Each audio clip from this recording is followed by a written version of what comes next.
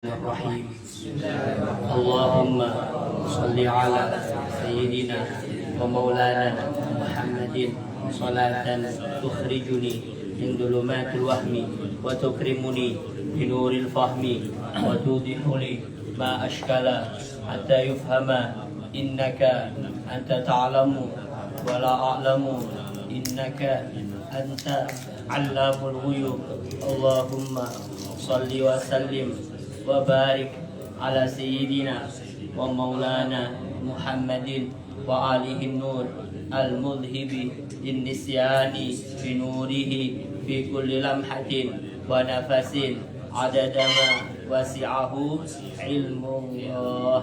الفاتحة بالقبول وتمام كل سوء ومعمول وصلاح الشام ظاهرا وباطنا في الدين والدنيا والآخرة. والفاتحة إلى حضرة النبي سيدنا مولانا محمد صلى الله عليه وعلى آله وصحبه وسلم ثم أرواح جميع مشايخنا ومشايخ مشايخنا وجميع آبائنا وأمهاتنا وأجدادنا وجداتنا وعمامنا وعماتنا وأخوالنا وخالاتنا وذوي أرحامنا وقرابتنا وجميع أحبابنا أجمعين أن الله الكريم يغفر لهم ويرحمهم ويؤلي درجاتهم في الدين والدنيا والآخرة وعلى هذه النية ولكل نية صالحة. الفاتحة.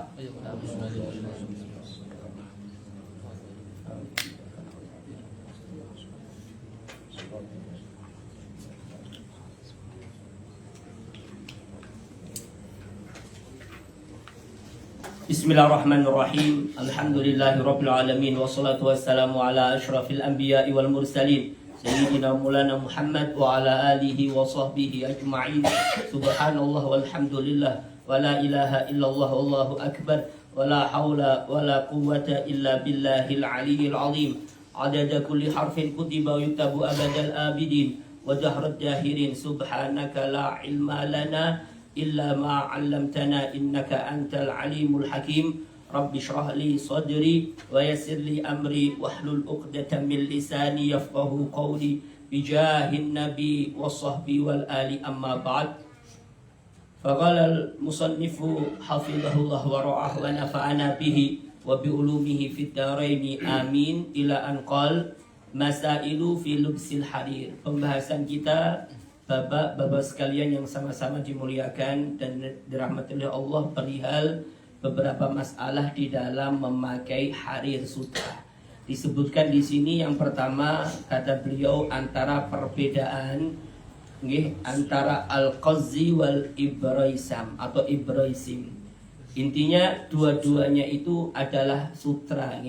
Al-qazzu itu juga sutra, ibraisim juga sutra.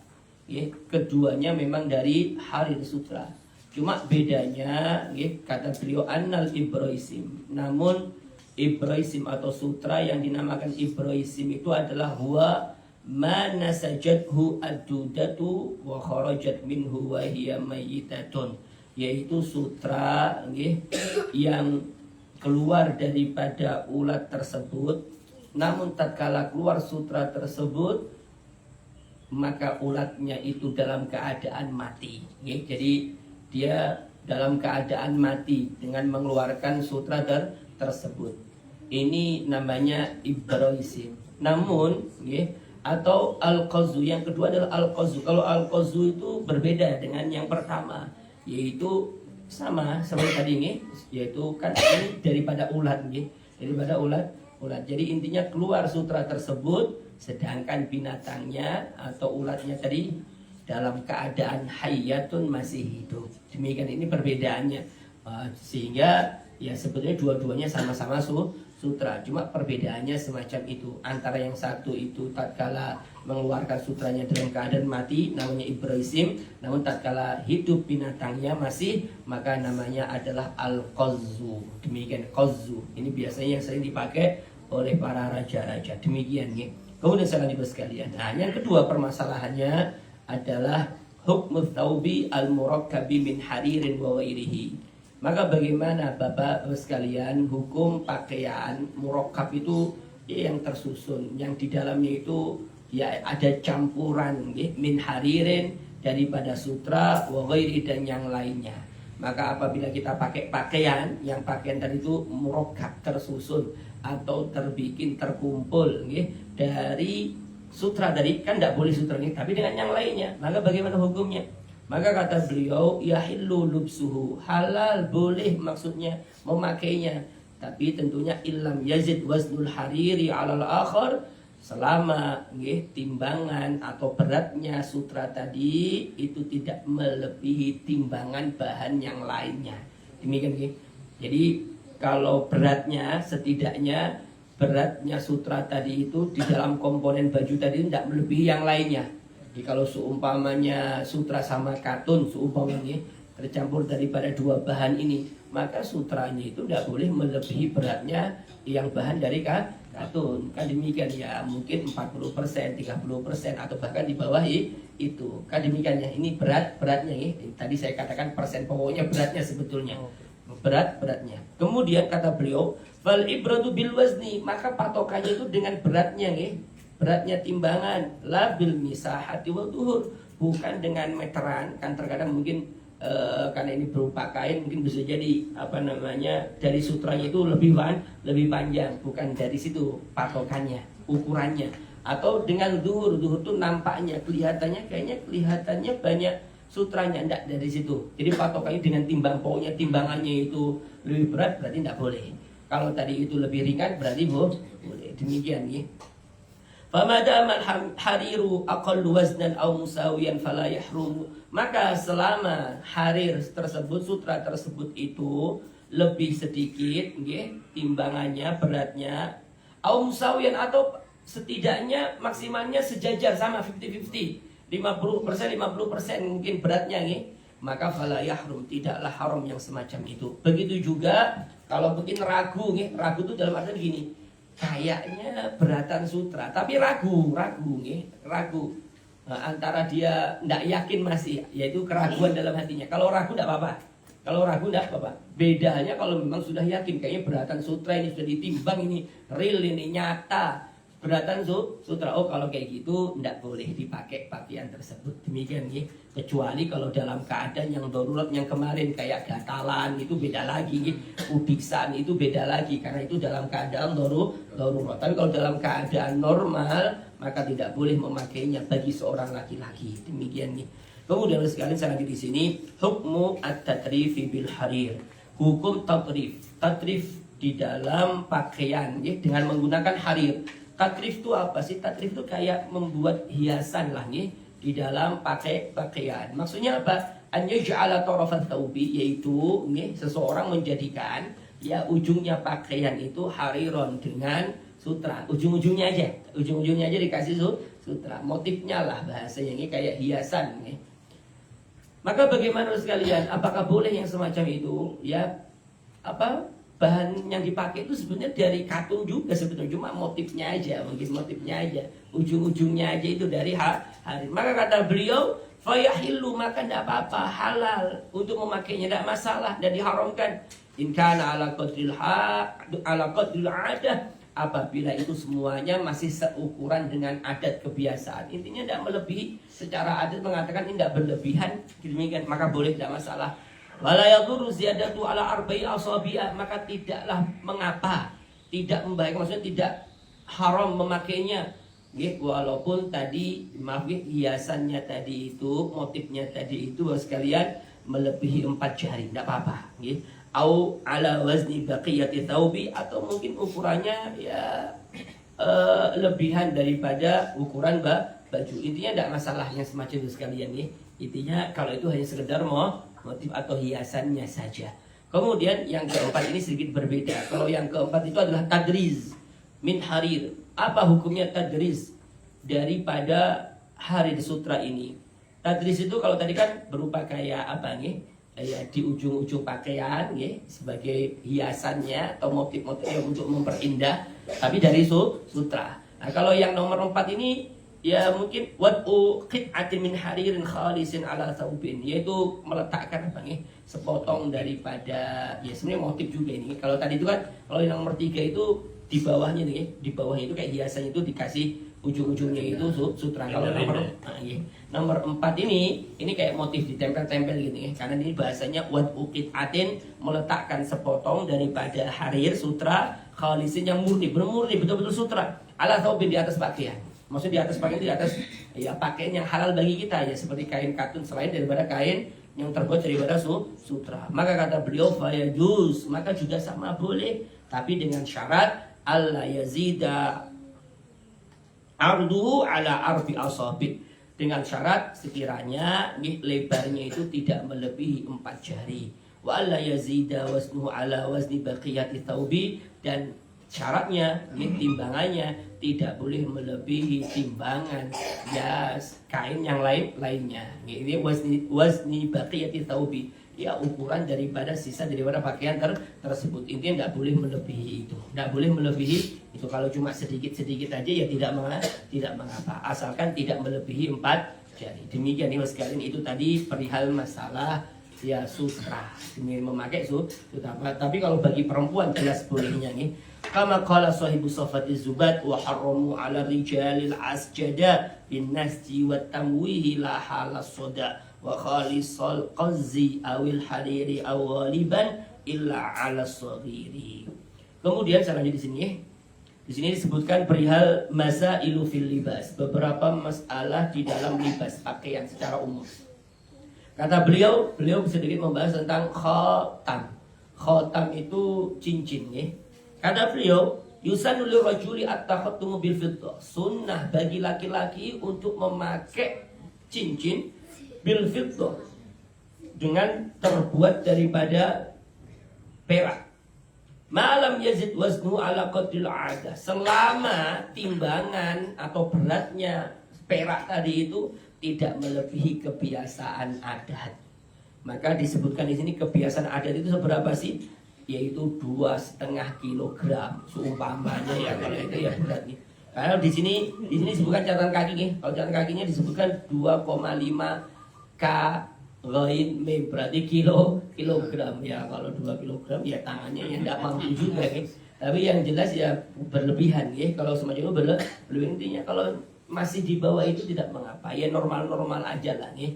Kan demikian sekalian. Intinya disunahkan. Wa yusannu an yakuna fil khinsir lil yadil yumna. Sunnahnya itu memakai khotam tadi, cincin tadi itu fil khinsir, di dalam jari khinsir, jari kelingking, lil yadil yumna, untuk tangan yang sebelah kanan, awil yusra, atau kelingking yang sebelah kiri. Ini sunnahnya. Baru thumal binsir, kemudian binsir. Binsir itu ini gimana? Ini binsir. Ini binsir. Kalau ini namanya wusto, bahasa Arabnya wusto. Wusto itu tengah. Wusto, makanya ini jari ini namanya wusto. Ini namanya sababah. Sababah itu telunjuk. Ini namanya ibham, ibu jari. Jadi ini khinsir, ini binsir, ini wusto, ini sababah, ini ibham. Sunnahnya cuma di sini sama di sini. Tapi tentunya yang paling utama itu adalah ya khinsir, baik yang kanan maupun yang kiri. Jadi kiri boleh pakai khinsir, karena Nabi suatu ketika Nabi juga kadang itu memindahkan, kadang di sini dipindah ke sini. Jadi boleh, intinya kanan kiri boleh. Khinsir ini baru nanti binsir. Binsir ini tuh ini binsir. Jari manis lah bahasa kita jari manis. Nah, kalau yang 3 ini tidak disunahkan, dan bahkan ada yang mengatakan kalau kita pakai di sini maka hukumnya makruh memakainya. Ini di telunjuk, di sababah, di jempol lebih-lebih, itu hukumnya makruh. Intinya di 2 tempat ini aja, di 2 tempat. Setidaknya semacam ini. Ya kalau enggak di sini mungkin enggak kelihatan keren, mungkin ya di sini lah, setidaknya tidak mengapa, asalkan masih itu dianjurkan. Demikian ya. Kemudian saya lanjut sekalian. Adapun memakai cincin itu ta'addud, berbilang, ada 2 cincinnya.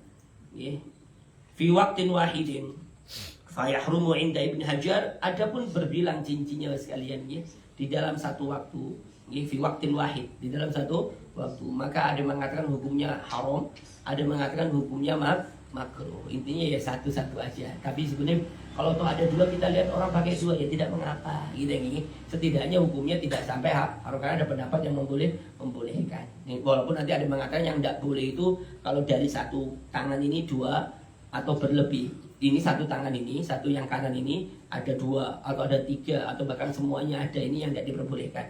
Kalau cuma yang sini satu, intinya masih boleh. Demikian intinya kalau ini berbilangnya itu dari satu tangan, maka itu yang bermasalah, bisa makruh dan bahkan bisa hukumnya haram menurut Imam Ibnu Hajar. Demikian sekali. Kemudian wa an yakuna fassuhu dakhilal kaffi, dan hendaknya tatkala memakai khotam itu sekalian, fas itu ini fas itu matanya. Matanya itu sunnahnya itu dakhilal kaffi, di dalam kaffi telapak tangannya diputar jadi kayak gini. Di dalam gini. Kan terkadang ada sekalian makainya itu kayak gini. Di dalam. Jadi yang kelihatan ya kita, yang lihat ini enggak kelihatan jinjinya kayak gini. Ini makainya. Sunnahnya sekalian dakhilal kaf. Dakhil itu bagian dalam daripada kaf telapak tangan. Jadi ya kayak gini cara makainya. Gini caranya makai macam itu. Kemudian wa yahrumu at-takhattumu bidzahab, maka haram hukumnya memakai khotam bagi laki-laki dari zahab, dari emas. Wa yukrahu bil hadid, dan hukumnya makruh memakai khotam dari hadid, dari besi. Bagi laki-laki ini sunnahnya itu dari perak, bagusnya itu dari perak. Demikian sekali ini karena memang Nabi punya khotam, Nabi itu punya, dan bahkan sahabat-sahabat Nabi yang lain juga punya. Demikian ini ya, bahkan khotamnya mereka, para sahabat itu unik. Ada tulisannya masing-masing. Sayyiduna Umar ibn Khattab itu tulisannya, tulisan cincin kafa bil mauti wa itu. Tulisannya itu adalah cukup bagimu kematian itu sebagai nasihat. Jadi tak kala melihat cincinnya itu, melihat tulisan itu, ya Allah, ingat mati lagi. Akhirnya ya tambah semangat untuk beribadah. Kalau kita kan tidak ingat cincinnya permata, di bajunya warna kuning gitu, jamrut warna hijau, kuning apa itu safir atau apa itu, akhirnya yang ada ini mahal, akhirnya ini mahal punya saya dan seterusnya. Ya intinya terlepas daripada itu semuanya, setidaknya lagi memakai cincin itu yang terbuat dari perak itu hukumnya sunnah. Kalau orang dahulu memakainya itu biar ingat akan akhirat, ingat ada tulisannya masing-masing, semacam itu sekalian. Kemudian saudara sekalian, di sini sebutkan yang kedua adalah al-isbal. Isbal itu yang memanjangkan, menjulurkan pakaian. Sebagaimana kita ketahui bersama, kalau kita pakai pakaian kemudian melebihi mata kaki itu namanya isbal. Maka apa yang dimaksud dengan isbal? Kata beliau, mujawazatus thawbi wal izar, yaitu melewati batasan. Tatkala kita memakai pakaian, memakai sarung, memakai celana, itu melebihi al-ka'baini, dua mata kaki. Jadi kalau laki-laki mungkin pakai sarungnya itu melebihi mata kaki, panjangnya celana juga demikian, atau pakaian-pakaiannya gamis atau yang lainnya. Pokoknya kalau melebihi itu mata kaki, maka namanya isbal. Wa huwa makruh, itu hukumnya makruh. Hukumnya makruh. Wa yahrumu, dan bahkan bisa jadi hukumnya haram in kana biqasdil khuyala, apabila tujuan memakainya itu adalah ya kesombongan. Pingin sombong. Kalau memang demikian jelas hukumnya haram. Memang betul zaman dahulu isbal itu hukumnya haram. Karena memang zaman dahulu itu sekalian itu memang kalau dia pakai pakaian panjang itu memang niatannya itu sombong gitu pakainya panjang-panjang, bagus-bagus, indah-indah, itu sombong niatannya mereka. Kalau kita kan enggak Kalau kita di sini pakai sarung di bawah mata kaki, kenapa? Karena nggak bisa pakai sarung, memang nggak bisa ngikatnya, jadi melorot-melorot. Kalau kita kan gitu jadi nggak ada niatan, sudah ada kita pakai gamis, mungkin di bawah mata kaki, ya nggak ada niatan, sudah ada. Kalau kita kalau zaman dahulu beda, makanya karena ilahnya itu nggak ada, ilah sombong itu nggak ada, maka hukumnya juga tentunya berbeda. Hukumnya berbeda. Sombong itu kan, yang diharamkan gara-gara sombongnya kan, karena sombongnya nggak ada, maka tentunya berbeda. Makanya di sini dihukumi makruh, nggak lagi hukumnya haram, kecuali kalau memang niatnya sombong, itu beda lagi, berarti kayak dulu kan demikian walaupun demikian tetap bagusnya kalau bisa di atas daripada mata kaki, pakai sarung kah, pakai yang lain-lainnya dan seterusnya. Kemudian Bapak sekalian, karena Bapak sekalian yang namanya isbal itu macam-macam Kalau bagi perempuan isbal itu tentunya beda dengan laki-laki. Sumpah maaf ada seorang perempuan pakai pakaian gamisnya itu kemudian kalau di bawah mata kaki isbal enggak.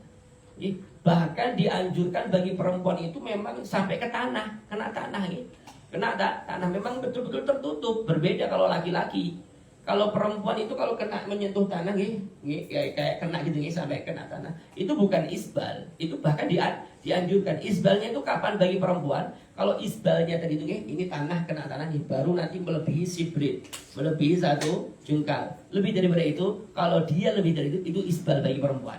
Tapi kalau masih di situ belum, karena berbeda sekalian nih. Karena kalau perempuan itu kan auratnya itu semuanya, jadi berbeda. Kalau laki-laki betul di bawah mata kaki itu isbal, tapi kalau bagi perempuan itu belum isbal, dan bahkan malah dianjurkan untuk ya kena tanah. Lebih kena tanah itu lebih dianjurkan. Cuma juga tidak juga terlalu begitu panjang. Kalau begitu panjang melebihi sejengkal, lebih daripada itu bisa jadi juga kategori isbal.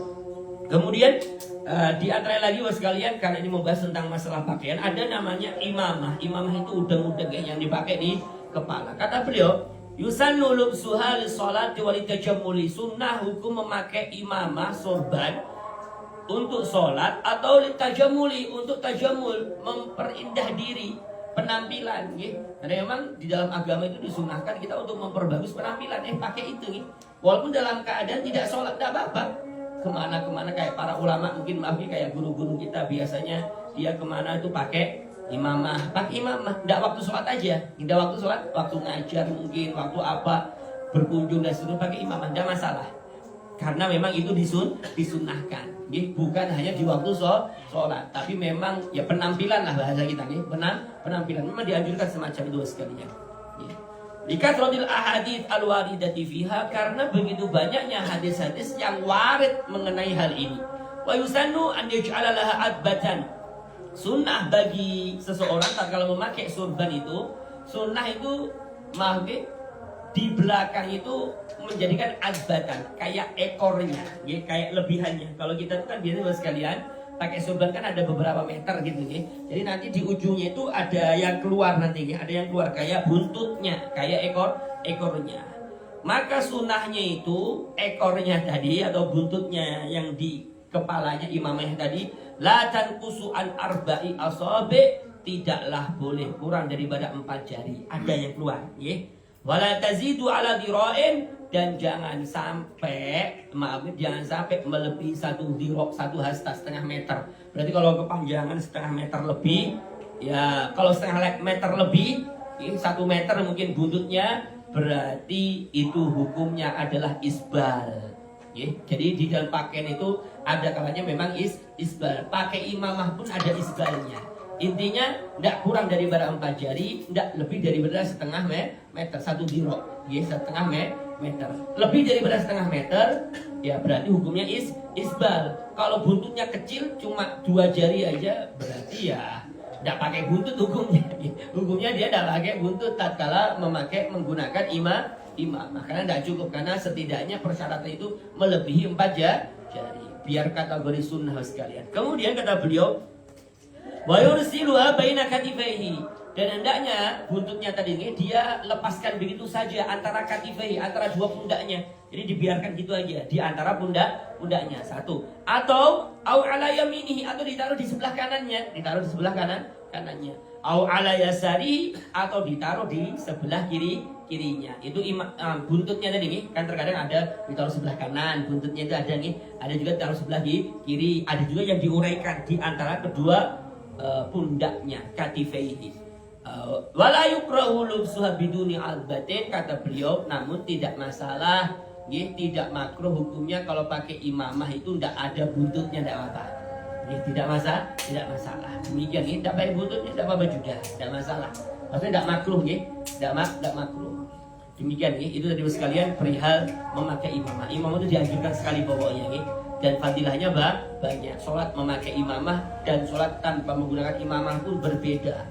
Sholat pakai imamah itu jauh, dapat pahalanya itu berlipat-lipat sampai 70 lipat, pahalanya daripada kita tidak memakai imamah. Selain itu, ya karena memang Nabi itu memakai imamah. Selain itu, terlepas daripada pahala dan seterusnya, Nabi menggunakannya, Nabi memakainya. Berarti kalau kita memakainya, ya sudah secara otomatis kita sudah mutabah dengan Nabi, berusaha menghidupkan sunnah Nabi. Demikian sekalian. Kemudian, Bapak sekalian, saya lanjut di sini. Adapun warnanya nih, kalau warnanya imamahnya Nabi itu, Nabi pernah pakai hitam, Nabi juga pernah memakai warna hijau, Nabi juga pernah memakai warna putih. Demikian nih di antara imamahnya Nabi. Walaupun nanti yang mayoritas atau yang sering itu adalah warna putih. Demikian. Kemudian selanjutnya yang keempat adalah at-taubu al-muzaffaru wal mu'asfaru yahrumu lubsuhuma lirrajuli wa huma al-masbughani biz-za'faran wal asfur. Yaitu haram Bapak sekalian memakai pakaian muzaffar dan pakaian yang mu'asfar. Muzaffar itu apa sih? Haram bagi laki-laki memakai kedua pakaian tersebut. Adapun muzaffar itu adalah pakaian yang sudah dicelup, diwarnai, gitu, dirubah warnanya dengan za'faron. Dengan za'faron. Za'faron itu ya seperti kayak kunyit, tapi artinya diartikan kunyit, cuma bukan kunyit. Pokoknya diganti warnanya. Dan mereka itu ada larangannya daripada Nabi. Kecuali kalau dirubah dengan bahan yang lain itu tidak masalah. Tapi kalau dari za'faron karena ada larangannya. Begitu dengan asfur. Begitu dengan asfur maka tidak boleh juga. Demikian intinya kalau zaman dulu sekarang ada kayak gitu. Dicelupkan kemudian dirubah warnanya dengan menggunakan itu tidak boleh. Hukumnya haram karena ada larangan daripada Nabi Shallallahu Alaihi Wasallam. Demikian kalau muzaffar tadi dicelup daripada muzaffar itu jelas tidak ada khilaf karena memang hadisnya nyata, hadisnya sahih, tidak boleh, tidak ada khilaf antara para ulama. Cuma kalau muasfar yang dicelupkan dengan minyak asfur tadi itu masih ada khilaf. Ada yang mengatakan haram, ada yang mengatakan juga tidak. Ini masih ada perselisihan antara para ulama. Demikian juga sekalian itu tadi perihal beberapa permasalahan di dalam masalah memakai pakaian. Kemudian selanjutnya di sini hukum meninggalkan sholat. Disebutkan di sini sekalian hukum tarkis sholat. Hukum meninggalkan sholat sebagai pelengkap pembahasan daripada bab ibadah, yaitu bab sholat. Kata beliau hukum tarkis sholat, hukum meninggalkan sholat.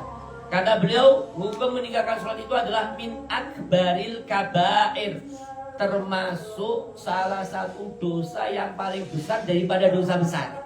Karena bahasanya di sini kabair itu dosa-dosa besar. Sebelum kalimat kabair itu ada kalimat akbar. Berarti akbar itu yang paling besar dari dosa-dosa besar. Dosa besar itu banyak, tapi ini bukan dosa besar, dosa yang paling besar daripada dosa-dosa besar. Jadi bukan sesuatu yang gampang, ini sesuatu yang amat sangat berat. Demikian ini bukan yang remeh, tapi ini adalah ya dosanya amat sangat besar. Terkadang kita tuh meremehkan, ya Allah masih ngantuk, masih lapar, nanti aja sudah. Akhirnya ketinggalan sholatnya, ketinggalan sholatnya. Dan bahkan kalau kita baca dalam kitab-kitab yang lain, Bapak Ibu sekalian, yang namanya berbuat ketaatan itu semua orang bisa. Tapi kalau meninggalkan kemaksiatan itu berat. Kita sedekah bisa, kemudian kita mendermakan harta kita bisa, bantu ini bisa, bantu sana bisa. Demikian cuma tatkala apa yang kita lakukan daripada kebaikan-kebaikan tadi, kemudian kita meninggalkan sholat kita aja, maka bisa jadi yang kita dapatkan daripada pahala tadi dibanding dengan apa yang kita lewatkan daripada sholat, maka bisa jadi tidak berarti apa-apa itu semuanya. Demikian karena memang melakukan ketaatan itu bisa jadi semuanya bisa, kan tergantung selera Tapi kalau meninggalkan kemaksiatan itu berat, karena kalau kemaksiatan itu landasannya itu adalah hawa nafsu. Hawa nafsu kadang tuh maunya kayak gini maunya. Namanya yang haram itu pasti dihiasi dengan lezat, dengan kenyamanan, keinginan, keledatan dan seterusnya. Tidak ada yang namanya maksiat itu tidak nyaman, itu tidak ada. Yang namanya maksiat itu mesti enak karena seleranya sama dengan nafsu kita. Seleranya sama. Kan demikian leyeh aja sudah, santai-santai aja, enak. Ini akhirnya tertidur, akhirnya tidak sholat dan seterusnya lagi. Intinya semacam itu sekalian yang sama-sama dimuliakan dan dirahmati Allah. Intinya meninggalkan sholat itu termasuk dosa yang paling besar daripada dosa-dosa besar. Warada fit tarhib min dzalika qauluhu ta'ala, telah datang ancaman daripada meninggalkan sholat, yaitu firman Allah Subhanahu wa taala, fa khalafa min ba'dihim khalfun adha'us salata wattaba'u syahawat fasawfa yalqauna ghayya. Nggih, fa khalafa min ba'dihim, dan dibalik daripada mereka, generasi setelah mereka, khalfun adalah satu generasi, adha'us shalah yang meninggalkan salat, wattaba'u syahawat dan mengikuti syahwatnya mereka, maka ujung-ujungnya fasawfa yalqauna ghayya, maka mereka akan menjerumuskan dirinya kepada kesesatan, akan jerumuskan mereka dalam kebinasan, dan bakalan sengsara mereka, bakalan masuk neraka. Fasawfa yalqauna ghayya. Demikian nih. Dalam ayat yang lain jelas nih, fawailul lil musallin, celaka bagi orang-orang yang sembahyang. Bahasanya Mas sekalian, ini celaka bagi orang-orang yang sembahyang. Lil musallin. Loh, kok bisa orang yang sholat itu celaka? Alladzina hum an sholatihim sahun, yaitu mereka yang lalai daripada sholatnya, daripada waktu sholatnya. Mereka sholat, cuma sholatnya di luar waktunya. Ini celaka, apalagi yang betul-betul tidak sholat, apalagi betul-betul dia tidak mau mengerjakan sholat, ini lebih parah lagi. Yang sholat aja tetap dia celaka kalau dia menunda-nunda sholatnya, dalam artian sholatnya asar kapan, 5:30, sudah mulai maghrib atau bahkan sudah ya separuh masuk maghrib, sholat dia cuma sebagiannya ditaruh di waktu maghrib. Ini aja celaka, apalagi yang betul-betul tidak mau sholat, betul-betul mengingkari kewajiban, soalnya lebih parah lagi. Demikian, makanya sekalian, mungkin cerita ini amat sangat populer. Ada seorang perempuan, dia itu meninggal. Akhirnya singkat ceritanya, yang mengkuburkan itu adalah saudaranya laki-laki. Tatkala dikuburkan sama saudara laki-laki, maka selesailah pengkuburan, pulanglah saudara laki-lakinya. Ternyata baru ingat, dia tadi itu tatkala mengkuburkan itu dia bawa kis itu satu bungkusan daripada hartanya. Diingat-ingat ternyata kisnya dari bungkusan tadi itu jatuhnya di dalam kuburan tatkala tadi ya ngewangi mengubur mayat adiknya tadi, saudari perempuannya. Singkat ceritanya, ya karena ini barang berupa harta, sekalian boleh bagi kita untuk mengambilnya itu boleh. Jadi dibukalah kubur tadi itu untuk diambil barangnya karena masih baru ini, baru. Singkat ceritanya, tatkala dibuka kuburannya, tiba-tiba keluar api menyala-nyala dari kubur adiknya, dari kubur saudari perempuannya. Akhirnya dia kaget, kagetnya. Akhirnya langsung ditutup itu kuburan tadi, ditutup. Akhirnya dia lapor kepada ibunya, orang tuanya yang ada di rumah. Apa gerangan ini? Adik ini kenapa ini? Saudari perempuan itu kenapa gerangan ini? Kok dia bisa diadab oleh Allah dalam kuburnya? Baru aja dia meninggal, sudah ada api yang menyala-nyala, yang menghanguskan jasadnya, yang meleburkan akan jasadnya. Kemudian kata ibunya bahwasanya ini sebetulnya saudarimu itu bagus orangnya, baik muamalahnya dengan orang baik, namun sayang dia itu selalu menunda-nunda sholatnya. Tidak tepat waktu sholatnya sampai keluar waktunya. Ini aja diadab oleh Allah. Bayangkan sekalian, apalagi yang betul-betul tidak sholat. Makanya ini dosa yang memang sangat besar. Ya mudah-mudahan di sini walaupun kita capek seperti apapun, tetap kita mudah-mudahan dimudahkan untuk bisa menjaga sholat kita. Sholat di waktunya, sholat dalam keadaan berjamaah, dan mudah-mudahan ibadah sholat kita diterima oleh Allah Subhanahu wa Ta'ala. Kemudian selanjutnya sebentar wa qauluhu sallallahu alaihi wasallam bainar rajuli wa bainal kufri tarkus shalah. Kata Nabi bahwa sekalian, perbedaannya seseorang dengan kekufuran, antara orang yang muslim sama yang enggak itu, perbedaannya itu satu, tarkus shalah, di dalam meninggalkan sholat. Kalau dia meninggalkan sholat, sudahlah, berarti dia orang yang kufur kepada Allah. Itu aja perbedaannya, tidak ada yang lain. Karena memang sangat beratnya yang namanya sholat ini, kewajiban sholat, dan memang meninggalkan sholat itu sesuatu yang sangat besar di sisi Allah dosanya.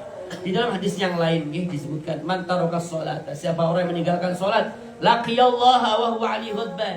Siapa orang yang meninggalkan sholat, maka ia akan berjumpa Allah, dan Allah murka padanya. Kemudian dalam hadis yang lain, man tarakas sholat, siapa orang yang meninggalkan sholat muta'ammidan, sengaja meninggalkan sholat, ahbatallahu amalahu, maka Allah akan menghanguskan amal ibadahnya yang lain semuanya. Wa bariyat minhu dhimmatullah, dan terlepas tanggungan Allah pada dirinya. Sampai kapan? Hatta yuraji'a lillahi azza wa jalla taubatan, sampai dia berusaha untuk kembali lagi bertobat kepada Allah. Tapi kalau dia meninggal dalam keadaan tidak mengerjakan sholat sengaja dia, maka jelas perkaranya dia bakal masuk neraka. Waliyadzubillah. Terlepas sudah, Allah tidak ada belas kasihnya lah dengan dirinya. Allah tidak ada dalam tanggungan Allah. Dalam hadis yang lain sekalian, di dalam hadis tentang Isra dan Mi'rajnya Nabi SAW, Nabi itu diperlihatkan nih dengan segerombolan orang, yang mana segerombolan orang tadi itu kepalanya itu dibenturkan ke sohro, batu yang besar. Tatkala hancur itu kepalanya, kembali seperti semula. Kembali seperti semula, hancur karena dihantarkan lagi ke batu yang besar. Dan ia tidak merasa putus asa sedikit pun. Jadi kalau kita mungkin kalau kita benturkan sekali bonyok nih, pasti kita untuk kedua kali itu ya pelan-pelan lagi, karena kita pasti putus asa, pasti pasti kendor. Ini bakalan sulit, ini bakalan sakit lagi nih kan demikian. Ini enggak, udah tahu remuk digas lagi, digas lagi, enggak ada ampun. Pokoknya kayak gitu nih, enggak ada ampunnya. Maka pemandangan ini, tatkala Nabi melihat semacam itu, Nabi bertanya, ya Jibril, mana haula, siapa gerangan rombongan orang ini nih yang tidak ada habis-habisnya menghancurkan kepalanya, membenturkan dengan batu yang besar. Kemudian kata malaikat Jibril, haula illadzina tataqalat ru'usuhum 'ani sholatil maktubah. Mereka adalah orang-orang yang berat kepalanya di dalam mengerjakan sholat 5 waktu. Berat sekali, untuk sujud itu berat sekali. Akhirnya tadi sholatnya di luar waktunya, ditunda-tunda. Akhirnya waktunya di luar, sholatnya di luar waktu. Akhirnya diadab oleh Allah sedemikian rupa. Wal iyadzubillah min dzalik. Demikian itu tadi perihal beberapa ayat Al-Quran dan juga beberapa hadis Nabi perihal ancaman di dalam meninggalkan sholat. Dan karena memang meninggalkan sholat itu besar dosa di sisi Allah SWT. Dan insya Allah mungkin kita akan lanjut nanti sekalian di dalam hukumnya seperti apa hukumnya. Kalau tadi kan ancaman-ancamannya daripada ayat Al-Quran, daripada hadis Nabi. Kalau insya Allah nanti berbicara tentang hukum orang meninggalkan sholat itu seperti apa hukumnya. Apakah dia itu kafir, apakah dia itu tetap muslim dan sebagainya. Dan nanti disusul dengan pembahasan tentang janaiz, yaitu merawat mayit. Dan insya Allah kita akan bahas nanti sekalian di dalam pertemuan yang akan datang. Masalah afiyah. Mungkin sebelumnya ditanyakan sekalian.